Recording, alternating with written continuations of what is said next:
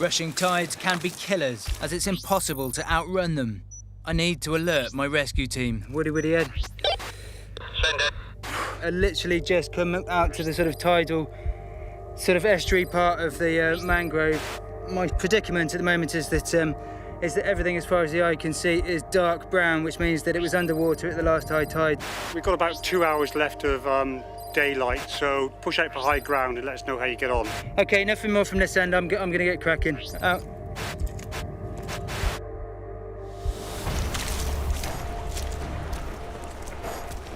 Moving through mangroves is a nightmare.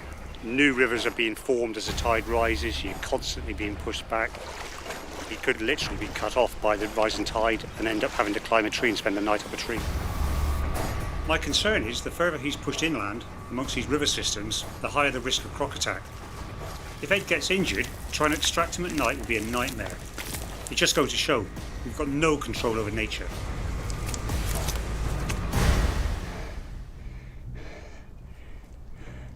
Just here, literally 30 metres away, is a sandbank island. You can see it because it's not dark brown. I reckon that hasn't so far flooded.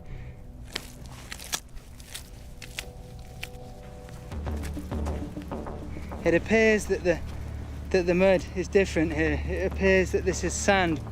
It looks like this land doesn't flood, but I don't know. I really don't know for sure. The floodplain stretches out into the distance in every direction. With night coming in, I am gambling on this small patch of earth to save my skin. This is going to be hairy, I've got to be honest. There is water now all the way around me. I am 100% cut off. The tide is still very much coming in, and I'm not entirely confident where the actual high tide mark is. I've been caught out today. I've been properly caught out.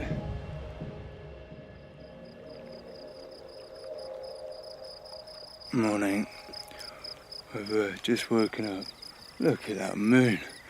And yet again I'm completely surrounded by water, but I think the tide is actually already turned, so it's going out again. So I'm literally just going to sit it out. I'm going to wait a couple of hours until I can actually walk. Having told Woody I survived the night, I head across the floodplain. I need to get back on track and make up time and distance. I need to get into some sort of forested area and out of the tidal mangrove area. Priority one, goes without saying, is water. The temperatures are soaring and there is no shade on the floodplain. I literally just need to walk and walk and walk and get away from anywhere that is influenced by the sea. This is my second day without water. Another 12 hours without drinking and I'll be in serious trouble. I need a drink now. It's getting stupid.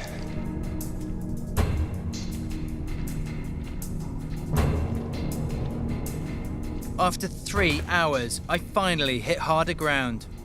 If I can't find food and water here, I'll have to call in a rescue. It sounded like a grouse or something like that, but it's obviously a local variant of grouse. Just fluttered its wings and sped off, and lo and behold, eggs. A couple of eggs will really help hydrate me and keep me alive until I can hopefully find more food. This is really challenging for me.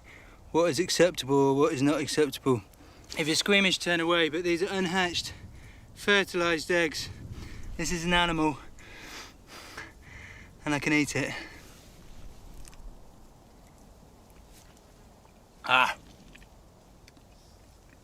Actually, not bad at all. Not bad at all. These are common birds, so I'm making the call to eat the eggs. It's food.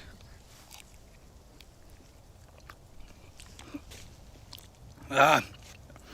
Ah. Ah. I am extraordinarily grateful for those eggs. The energy that they provide and the protein will probably see me through today. But I did not enjoy doing that at all.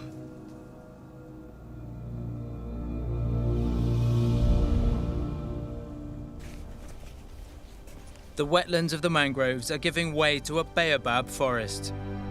Across Africa, baobabs are known as the tree of life. They look somehow mythical. They don't look like real trees. Baobabs have an extraordinarily long life. Some of them reportedly up to about 1,000 or more years old. It just is breathtaking, it really is.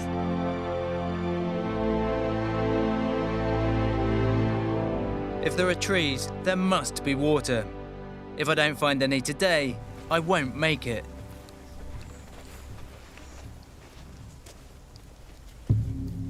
The heat is actually almost becoming unbearable now. It is so hot, and I am so thirsty as well.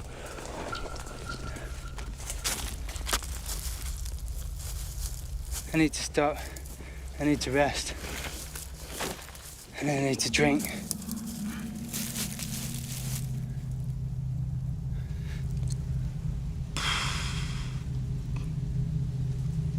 I need 5 minutes rest.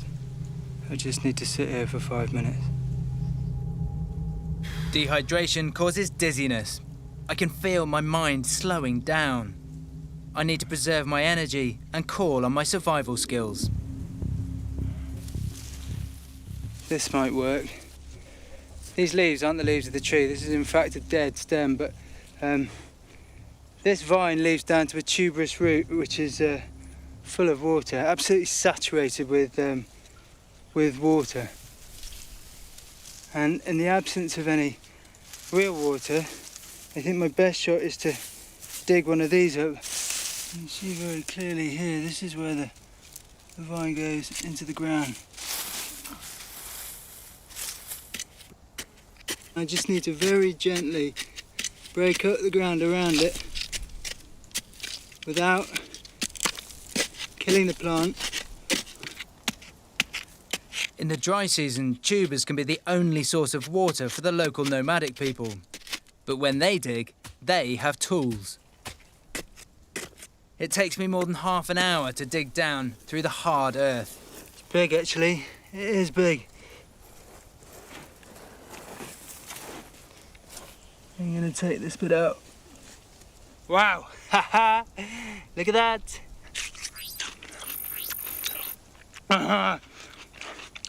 This is called the barbo tuber. It is swollen with stored water. I cannot get that down me quick enough. This feels like at least a bottle of water. It is so nice. It actually tastes a bit coconutty. It's not running water, but that is brilliant. That is going to hydrate me massively. Because I've left the root attached to the vine, that will regrow and provide a drink for somebody else again in the future.